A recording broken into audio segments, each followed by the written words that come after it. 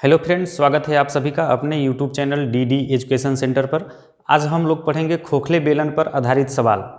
तो आइए वीडियो को शुरू करते हैं। इसके पहले वाले वीडियो में हमने आपको खोखले बेलन का सभी प्रकार का फार्मूला बताया था।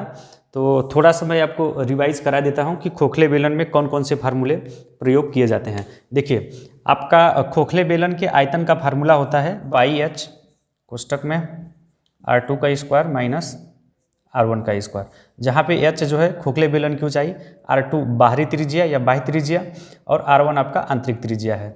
और इसी तरह से खोखले बेलन के या रिक्त बेलन के वक्र पृष्ठ की बात करें तो खोखले बेलन के वक्र पृष्ठ का फार्मूला होता है आपका 2πH कोष्टक में R1 प्लस R2। यहाँ भी सेम आपका R2 बाहरी त्रिज्या और R1 आंतरिक त्रिज्या है, H खोखले बेलन की ऊंचाई है। और इसमें पिछले वीडियो में हमने एक फार्मूला और बताया था, खोखले बेलन का संपूर्ण पृष्ठ। खोखले बेलन के संपूर्ण पृष्ठ का फार्मूला होता है 2π कोष्टक में R1 प्लस R2, दूसरे कोष्टक में होता है आपका H plus R2 minus R1। मुख्य रूप से खोखले बेलन में ये तीन ही फार्मूले प्रयोग किए जाते हैं। तो आइए वीडियो को शुरू करते हैं। देखिए, पहला क्वेश्चन है, एक पाइप 125 सेंटीमीटर लंबा है, उसकी आंतरिक और बाहरी त्रिज्याएं क्रमशः 3 सेंटीमीटर तथा 4 सेंटीमीटर हैं, तो वक्र पृष्ठ ज्ञात कीजिए। देखिए, इसमें आपको क्या पूछ रहा है, सवाल में आपको एक कोई पाइप है, उसकी लंबाई 125 सेंटीमीटर लंबा है। देखिए, लंबाई दिया हुआ है, इसका मतलब जो खोखला बेलन है उसका ऊंचाई दिया हुआ है। तो सवाल में आपको ऊंचाई H बराबर दे रखा है 125 सेंटीमीटर, और आपको क्या दे रखा है, आंतरिक और बाहरी या बाह्य त्रिज्या है। आंतरिक त्रिज्या आपका यहाँ से 3 सेंटीमीटर होगा। आंतरिक त्रिज्या को हमने आपको बताया R1 से रिप्रेजेंट करते हैं, तो R1 बराबर 3 सेंटीमीटर और R2 बाहरी त्रिज्या आपको सवाल में दे रखा है कितना, 4 सेंटीमीटर, ये आपको सवाल में दे रखा है। और फिर इसके बाद आपको निकालना क्या है, वक्र पृष्ठ। आपका ये जो पाइप है, पाइप का वक्र पृष्ठ आपको निकालना है। तो देखिए, हमने बताया कि पाइप आपका क्या होता है, खोखला बेलन का एग्जाम्पल होता है। तो आपको निकालना क्या है, देखिए, वक्र पृष्ठ ज्ञात कीजिए। तो खोखले बेलन का वक्र पृष्ठ का फार्मूला क्या होता है, हमने आपको बताया हुआ है। खोखले बेलन के वक्र पृष्ठ का फार्मूला होता है आपका 2πH कोष्टक में R1 प्लस R2। तो देखिए, 2 इंटू पाई का मान रख दीजिए 22/7 इंटू H। ऊंचाई आपको 125 सेंटीमीटर लंबा दिया हुआ है, इसका मतलब ऊंचाई की जगह पर आपको लिख देना है 125। R1 plus R2, R1 plus R2 क्या हो जाएगा, R1 आपका 3 है तो हो जाएगा 3 प्लस R2 बाहरी त्रिज्या आपको 4 सेंटीमीटर, तो 4। तो यहाँ से आपका क्या हो जाएगा, देखिए 2 गुणित 22 गुणित 125 और डिवाइड बाई 7 हो जाएगा। और इधर आपका ये बचेगा 4 3 7, और 7 से 7 क्या कट जाएगा आपका।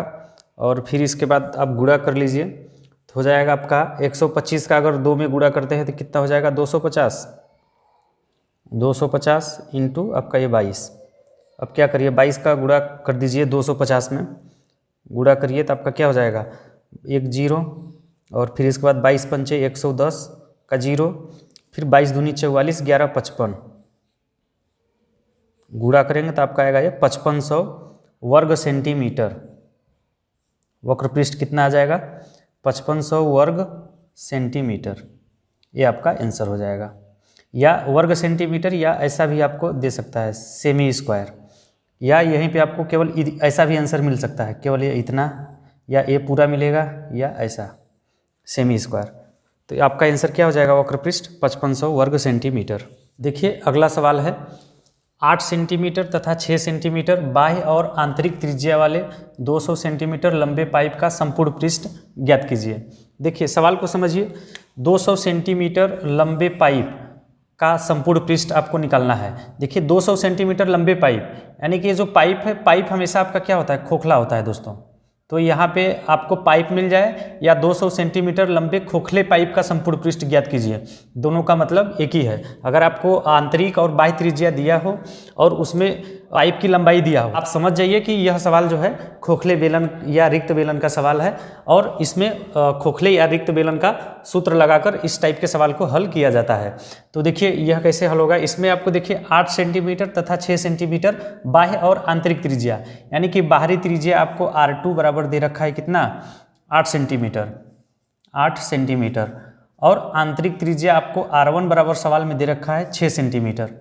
कितना दे रखा है दोस्तों, 6 सेंटीमीटर, और 200 सेंटीमीटर लंबे पाइप, यानी कि ऊंचाई, लंबाई क्या होता है, ऊंचाई होता है खोखले बेलन का। तो इसमें ऊंचाई h बराबर आपको सवाल में दे रखा है 200 सेंटीमीटर, और आपको निकालना क्या है, खोखले बेलन या पाइप का संपूर्ण पृष्ठ आपको निकालना है। तो क्या हो जाएगा, खोखले बेलन या पाइप का जो संपूर्ण पृष्ठ होता है, टोटल सरफेस या संपूर्ण पृष्ठ बराबर फार्मूला होता है, मैंने आपको बताया है कि 2 पाई कोष्टक में R1 प्लस R2 और दूसरे कोष्टक में H plus R2 minus R1। तो बस मान रखिए आप 2 पाई यानी कि 2 गुणित पाई का मान 22/7, और फिर इसके बाद R1 प्लस R2। R1 आपका कितना है दोस्तों, R1 आपका 6 सेंटीमीटर है और R2 आपका 8 सेंटीमीटर है। तो 6 प्लस 8, 8 6 कितना हो जाएगा, 14। तो हमने R1 प्लस R2 जोड़ के लिख दिया यहाँ पे 14। R1 का मान 6, R2 का मान 8, तो 8 6 14 सेंटीमीटर हो गया ये 14। फिर कोष्टक में आपका क्या हो जाएगा, H प्लस R2। तो देखिए H आपको कितना, 200 सेंटीमीटर, तो लिख देना है आपको 200 प्लस R2 आपका बाहरी त्रिज्या है, बाह्य त्रिज्या कितना, 8 सेंटीमीटर दिया है, तो हो जाएगा 8 माइनस R1 आंतरिक त्रिज्या 6 सेंटीमीटर, तो 6 लिख देंगे और फिर इसको हल कर देंगे। तो देखिए आपका क्या हो जाएगा, यहाँ से देखिए आपका 7 दूनी ये हो गया, और फिर देखिए गुणा कर लीजिए, 22 दूनी 44, 44 दूनी 88 हो जाएगा। यहाँ पे आपका क्या निकल के आएगा, 88, और फिर आपका इंटू लगा लीजिए, इंटू यहाँ पे देखिए 8 में से 6 को घटाएंगे 2 हो जाएगा, और 200 में जुड़ जाएगा, तो आपका ये हो जाएगा 202। फिर इसके बाद आपको क्या करना है, देखिए 88 और 202 का गुणा कर लीजिए। जब गुणा करेंगे तो आपका आएगा 17,776 वर्ग सेंटीमीटर।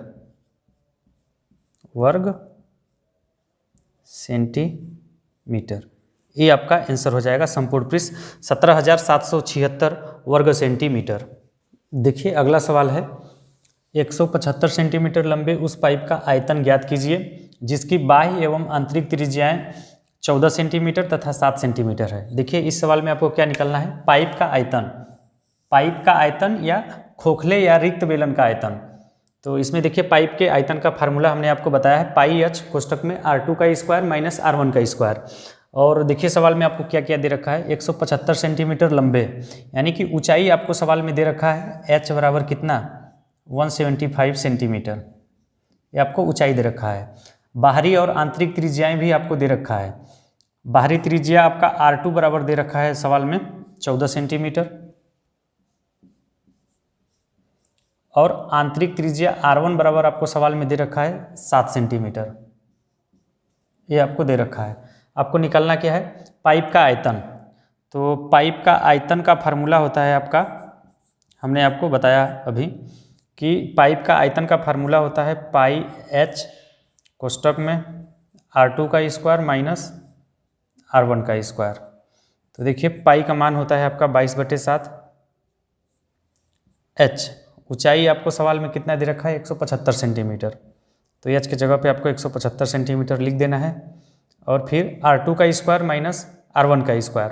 R2 आपका बाहरी त्रिज्या है, तो 14 का स्क्वायर हो जाएगा 196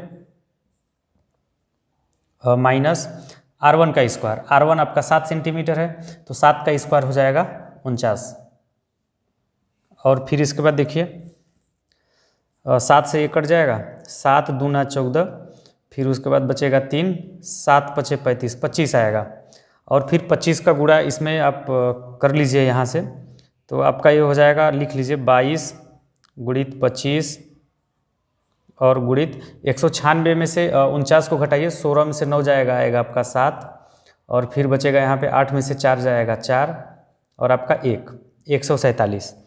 फिर इसके बाद क्या करिए, 22 गुणे 25 गुणे 147, इन सब का गुणा कर लीजिए। गुणा करने पे आपका आ जाएगा 80,850 घन सेंटीमीटर। ये आपका आंसर हो जाएगा 80,850 घन सेंटीमीटर, या इसी को सेमी क्यूब भी लिख सकते हैं। तो चलिए आज के लिए बस इतना ही।